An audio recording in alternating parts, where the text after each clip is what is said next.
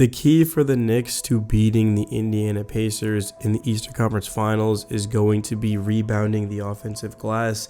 Nobody in NBA playoff history has averaged more rebounds per minute than Mitchell Robinson in the run that he's on right now. 0.2 offensive rebounds per minute. That's the most ever in a postseason run with a minimum of 200 minutes. So Mitch is doing something historic right now. He has absolutely put the Knicks on his back and given them second chance opportunities. We saw, of course, in game number 5, he was able to knock down all 6 of his free throws.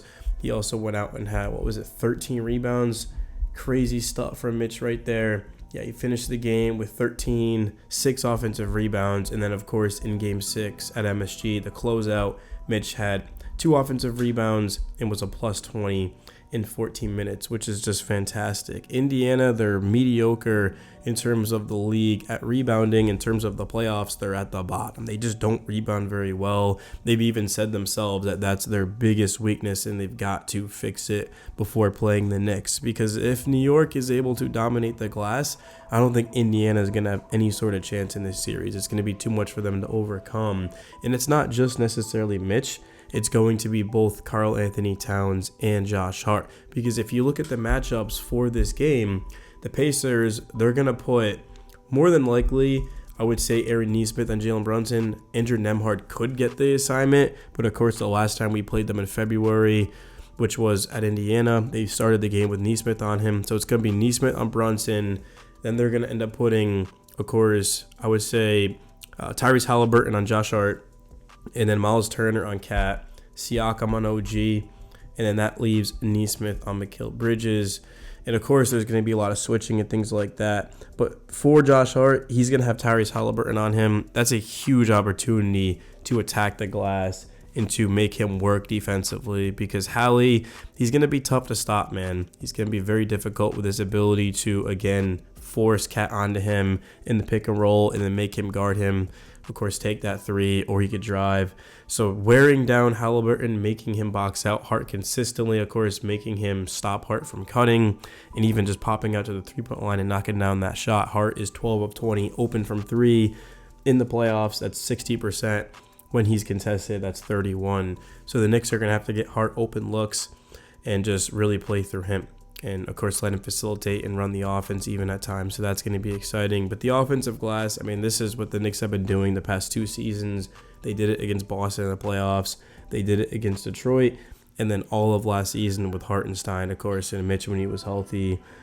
And Josh Hart, too. I mean, those guys just attacked the glass. And the Knicks realized that, hey, look, we might not be the best shooting team in the world, but we're going to get a lot of points just going to the basket and getting rebounds, of course, and just thriving off of that. So that's the Knicks' biggest strength in the series. In terms of defensively, I think this is going to be a huge test for the Knicks, because they've had stretches in this playoffs where they've been elite, they've been as good as anyone, but then they've also had some games where they just took defense off, right? Game 5 against Boston, Game 3 against Boston, and then a couple of games against the Pistons, the defense wasn't as accurate where it needed to be. So the Knicks have to play a 7-game defensive-minded series. They've got to be dialed in. They got to be locked in. They can't afford to just drop a couple of games defensively. They've got to be ready to go, especially in Game 1, because the Pacers won 3 games on the road against the Cavs. They won Game 1 against the Bucks to start the series. Well, actually, it was in Indiana, but they did, of course, close out Milwaukee, which was in Game 5. Of course, where they were able to come back. They were down like 7 with a minute left. Also in Game 2, they were down 7 with a minute left. So the Pacers are very clutch. They're very good defensively. Since the calendar year, January 1st, they're on a 59-win pace. So they're essentially a 60-win team. That's who the Knicks are running into. They've got to be ready to go. And Jalen Brunson, I don't believe he has to go out there and score 30 a game.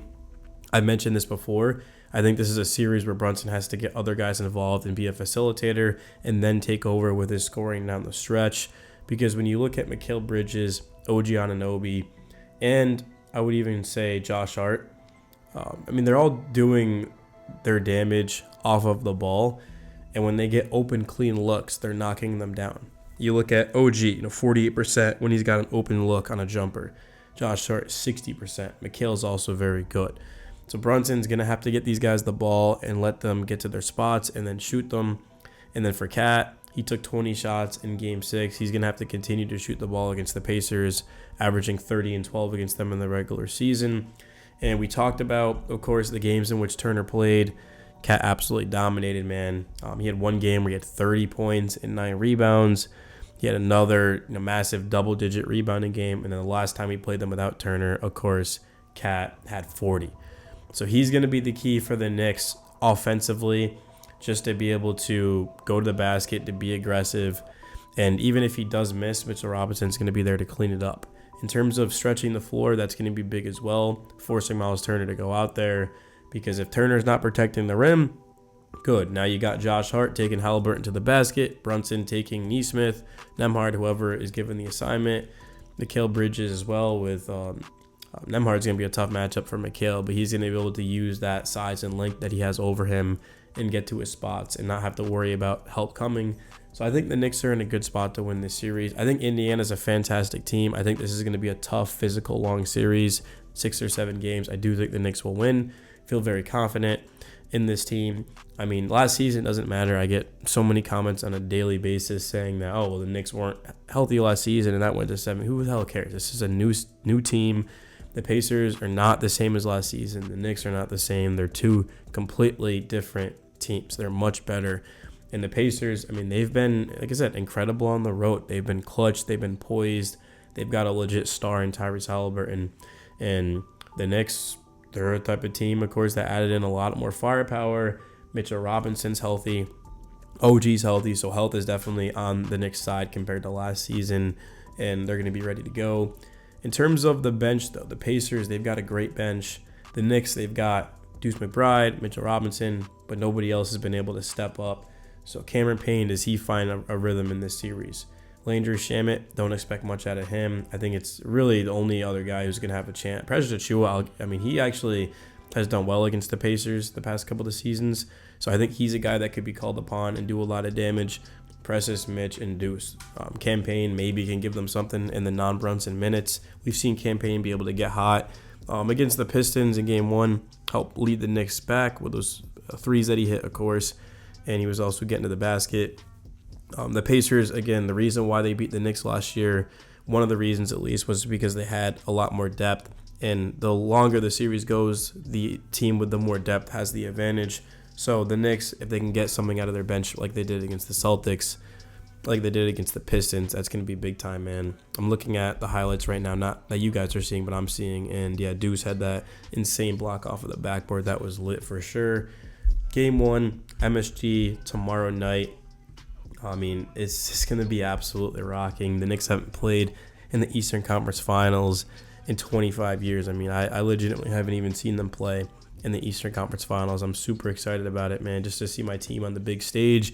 But, of course, there's still 8 more wins to be had before the Knicks win the championship. And it starts now against the Pacers, not letting them gain any sort of advantage, momentum by stealing Game 1 in New York and then gaining home court advantage. That can't happen